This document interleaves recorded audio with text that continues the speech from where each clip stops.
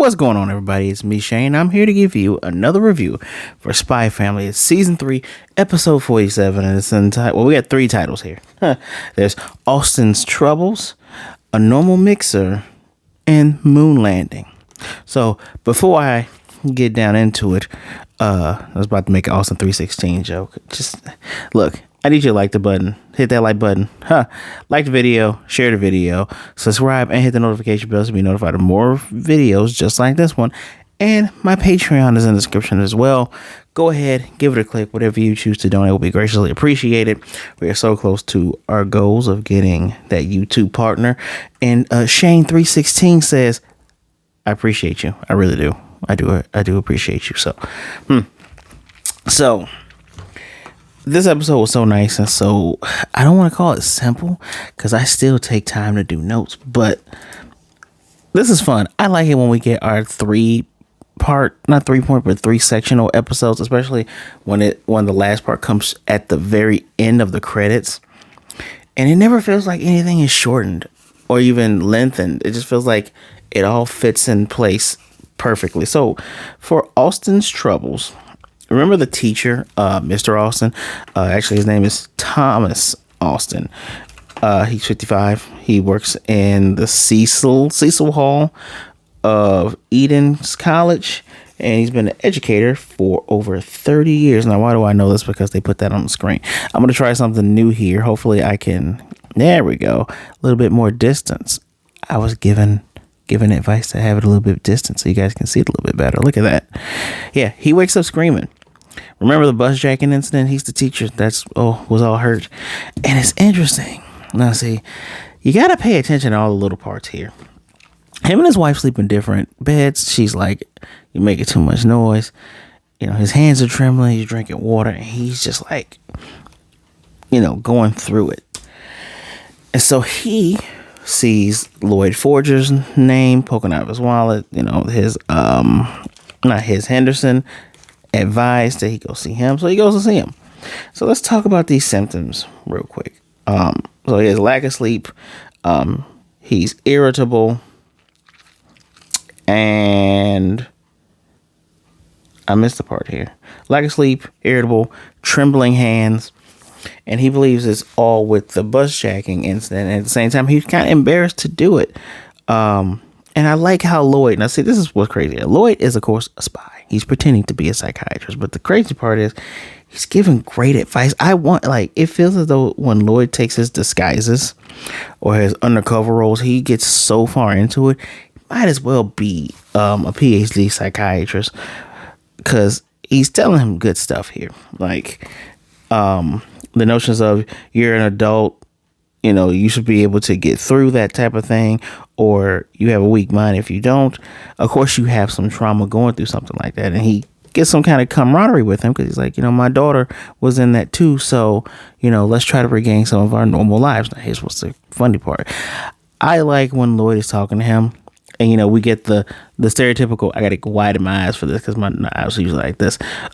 We get the Loid eye shift, like the squinty eye when he's analyzing somebody, and I wonder if while he's talking to this person, he's actually thinking these thoughts at the same time. That would be fairly amazing if he is. I think he is, so it's amazing. But I like, they're going to meet every Thursday. So when he leaves out, Nightfall, Fiona, what's her last name? I always want to say Apple, but it's Fiona something. Her fake name. She comes in and she's like, well, he's lying. Because Loid already said, we have acute stress syndrome. Dude's worried about being fired. Blah, blah, blah, blah. And he's like, yeah. Can you get more info? Can you, get some more information? And she's doing this thing all over again. She's like, oh, we spoke for 0 minutes and 12 seconds. That's a little bit quicker than 12 seconds, but whatever. So, apparently he said his wife moaned, yelled at him to be quiet when he was moaning in his sleep. And I like how Loid just gets right to it. He's like, how long you been with your wife? Well, we've been married for 20 years. Okay, and what have you guys talked about lately? He's like, well, I told you she told me to be quiet. He's like, that's not a conversation. Dude's not understanding what's going on. Because he's like, well, what does this have to do with anything? And dude is visibly scared. He's like, have you told her that you coming to therapy? He's all shaking. He's like, I can't do it. He's shouting, I can't do it. I can't be useless. Ah. And dude's like, you're an established teacher, right? Like, why would she think you're useless? And hold on, just y'all got to see these pictures of this grown ass 55-year-old man. Y'all see that? Look at this guy here. Matter of fact, and I don't think this is Loid hiding it here. Like, he just eyes narrow, gets to the nitty gritty. He's like, dude, I talked to some of your peers and people around you. You were experiencing this months before the bus jacking. He's like, there's something that scares you a little bit more than that bus jacking, isn't it? Now, it's always so hard. Look how his wife looks. She looks so mean. She looks so mean. And that's one of the best things about this part of the episode is the swerve here. Like, even when he was in the hospital, you know, she was saying things like, you know, she would be able to get good sleep without his teeth grinding. And she's like, maybe you need to stay in the hospital a little bit longer. As a matter of fact, let me pull my notes out here. I'm gonna pull out my notes here because there's some other things he was thinking.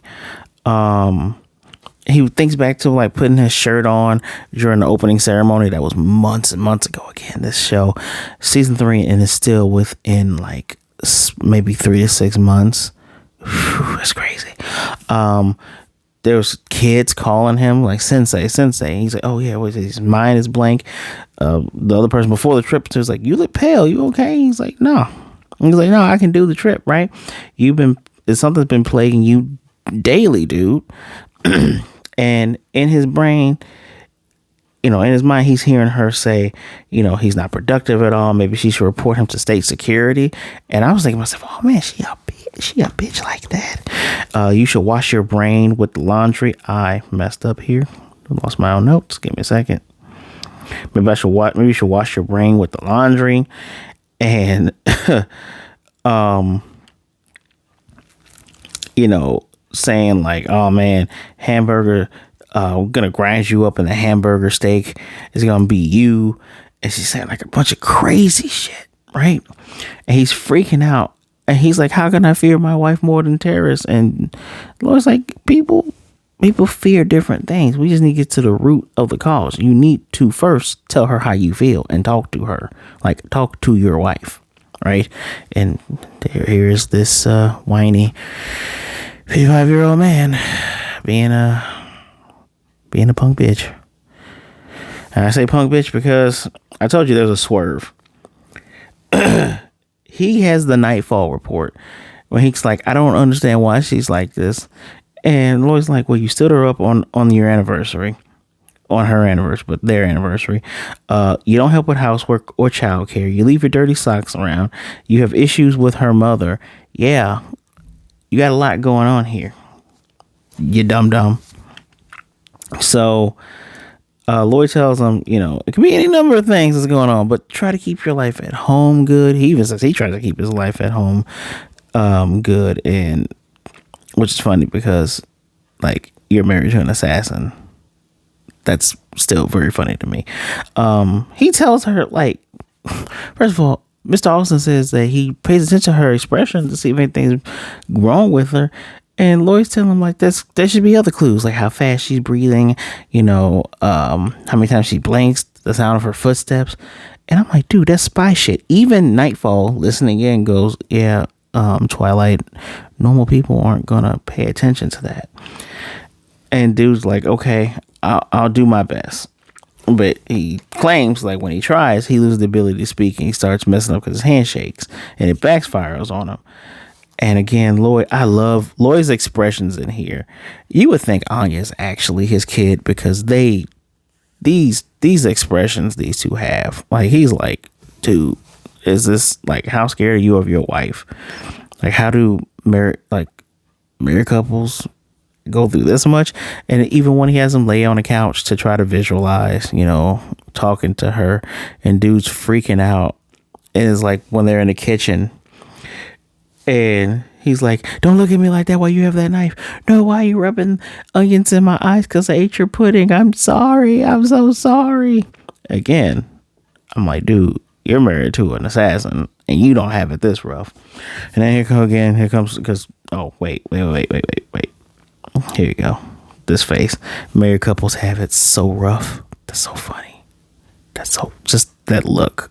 The look is so funny. And you got Nightfall peeking her head in, talking about, I'll be your wife. Shut up. First of all, how did you even hear his thoughts? Thirdly, shut up. So, the following week, I like this. Following week, he looks a little bit happier. He's like, hey, I can speak to her a little bit more. And narrator goes, and the world is a little bit more at peace. I like the fact that Loid seems to honestly care about what's going on with him. Like, while he does run him down the back of his head, he's like, yeah, he's been a tenured educator for 30 years. He has, seen many of established graduates and helped those established graduates. So, he probably has a lot of good people in his Rolodex. He has a lot of network connections, and we don't hear him talk anymore about that.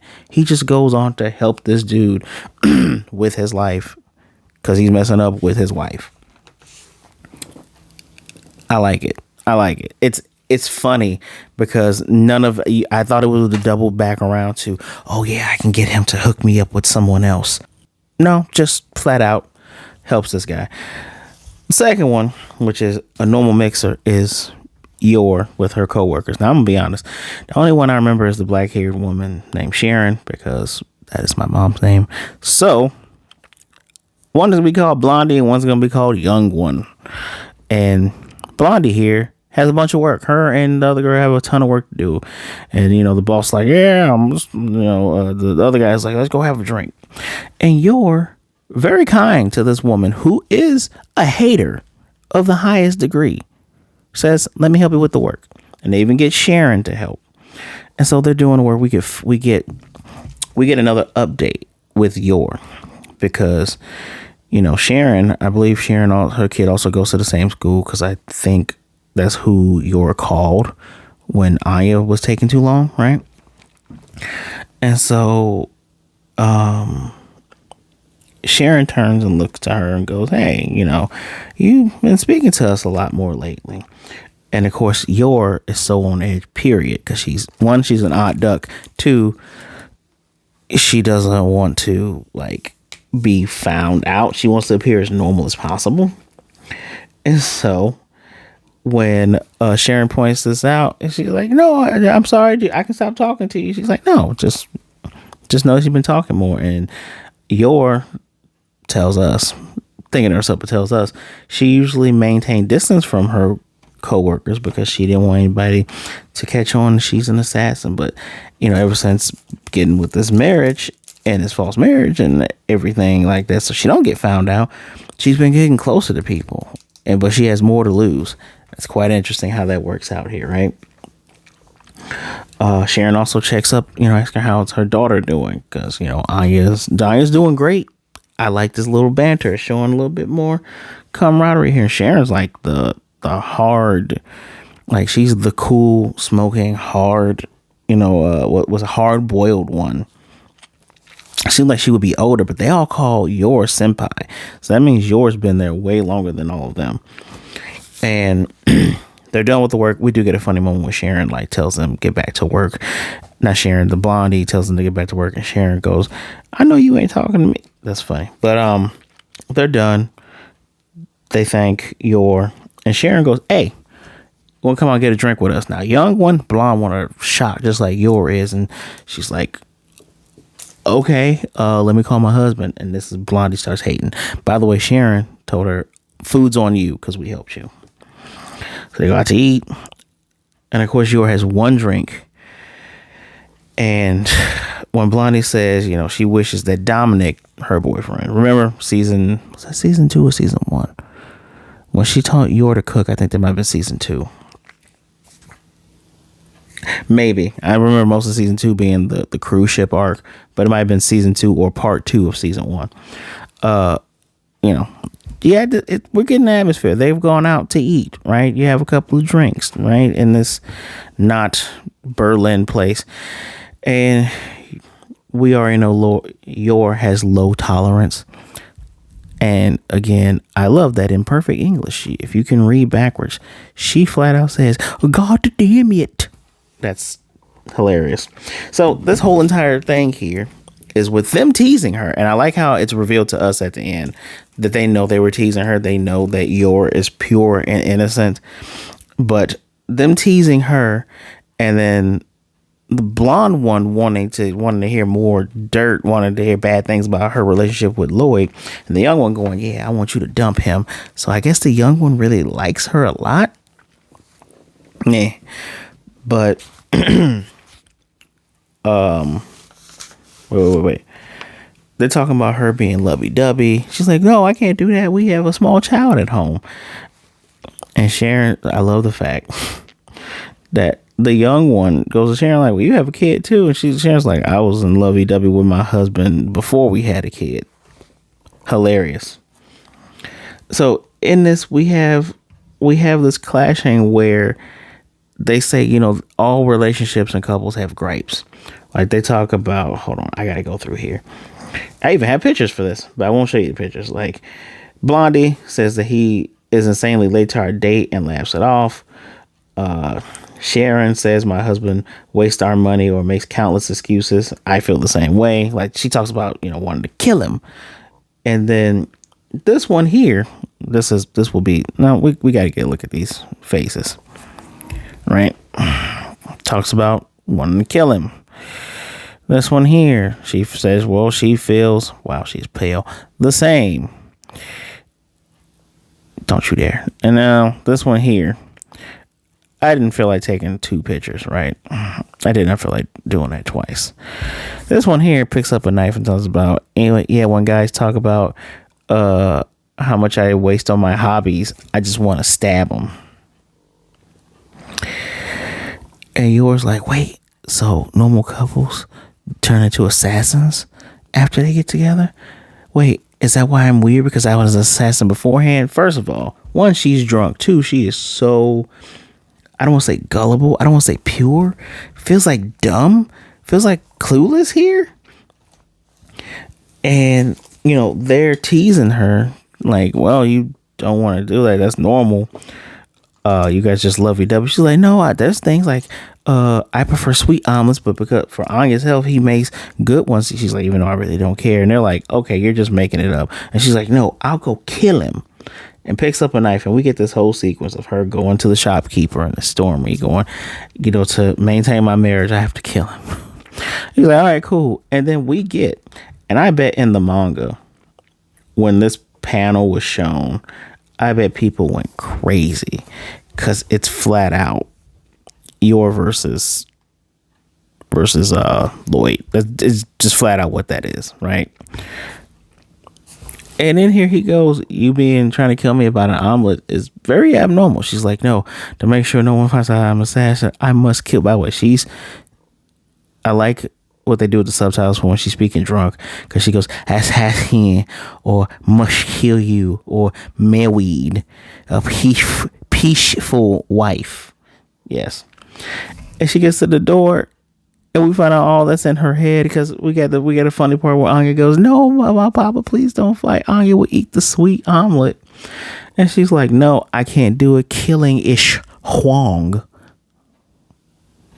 Now, here's what's crazy. You're an assassin. You kill a lot of people. More than we know. But she wouldn't kill Loid. I'm just saying, there's something there.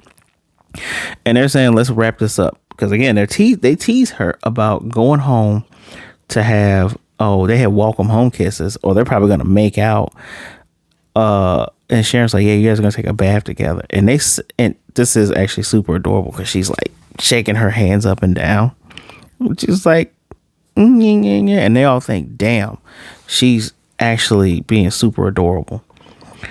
And they're like, well, welcome home kiss is actually normal. Yeah, it is. And she falls to her, and he's like, that's normal. Remember, 2 times. First time when she thought he was going to No, first time when she thought he was going to kiss her, I think she kicks him in the face. No, he was going to kiss her in that bar, and she kicks him. And I think the second time she might have punched him in the face or something like that.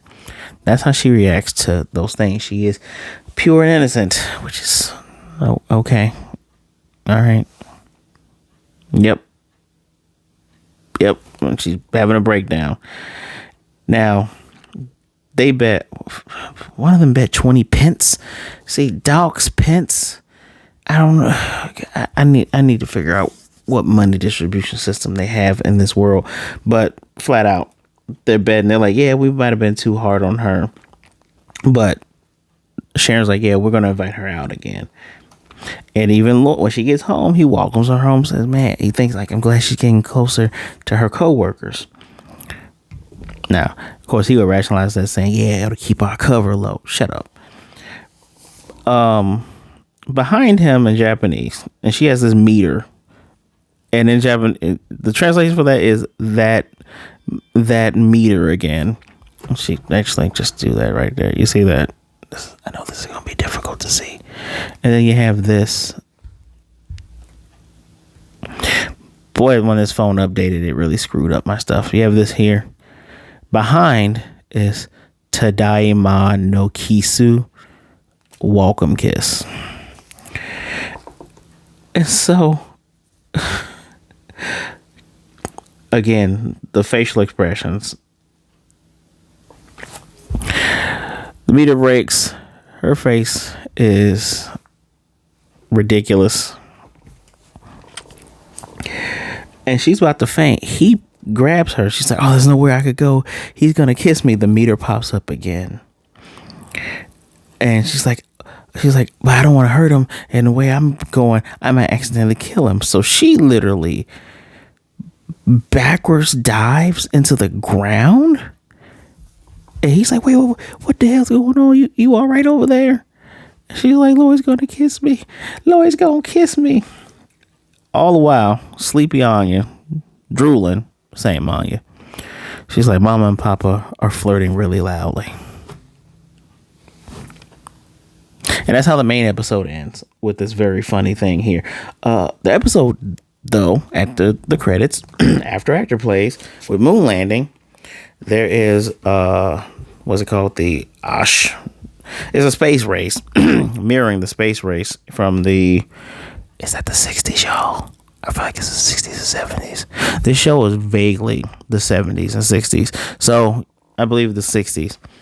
Mirroring the space race there.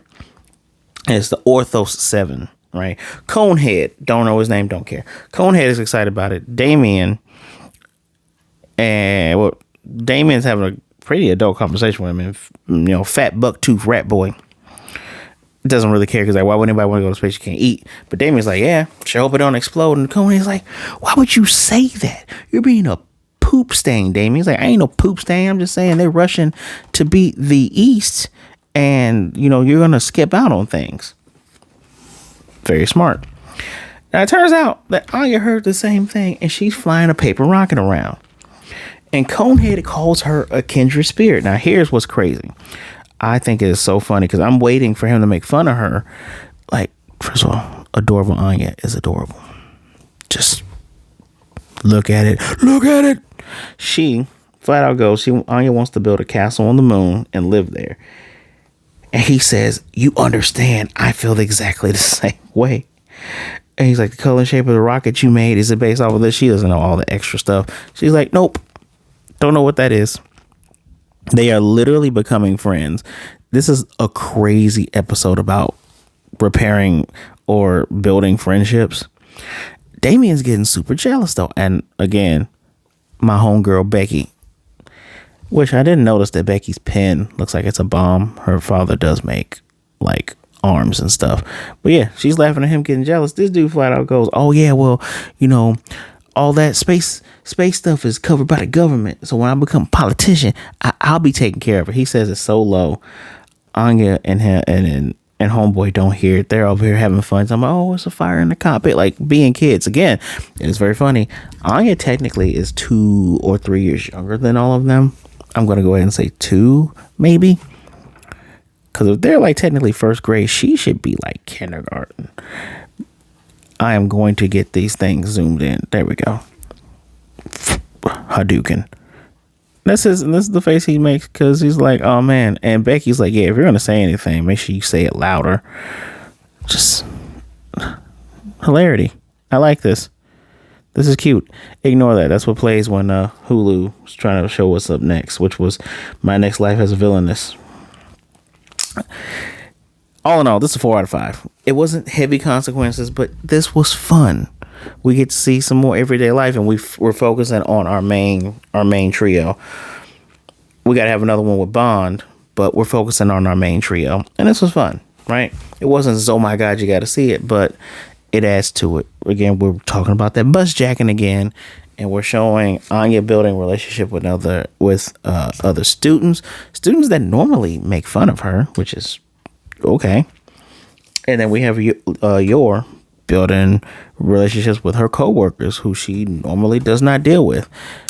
So I call this a good episode. Let me know what you think. This would be number 10. So I feel like we're going to get 2 more. Now I was thinking, because it's 47, they'll stop at 50. No, they usually do 12 episodes. So I think we get 2 more weeks episodes. And then I'll probably do a break and do a part 2 or just go to the next season. I know for season 2, we got 12 episodes, and then we came here for season 1. We got 2 parts. So maybe they'll give us another 2-part, or maybe they'll wait. I like what studios are doing with breaking things up. Like you do one year, then you wait a year, or you wait, several, like 2 years maybe. I like this. Stops them from burning out heavily. Let me know what you think of the episode down in the comment section down below. Seriously, please do not forget to hit that like button, subscribe, and hit the notification bell so you'll be notified of more videos like this, and share the video so others can see what's going on here. All right. And don't forget to check out that Patreon that's in the description below. All right. By the way, I've also been streaming, if you guys like fighting games, been streaming Marvel Tokon Fighting Souls. I got lucky enough to get into the beta.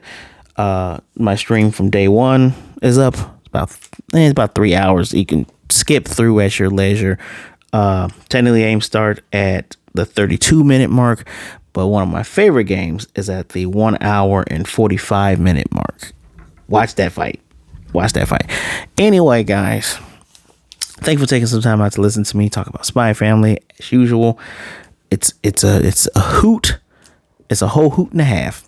So please be good, be blessed, wash your hands, drink some water, be good to yourself, be good to others. Either way it goes, please don't be a jerk. All right.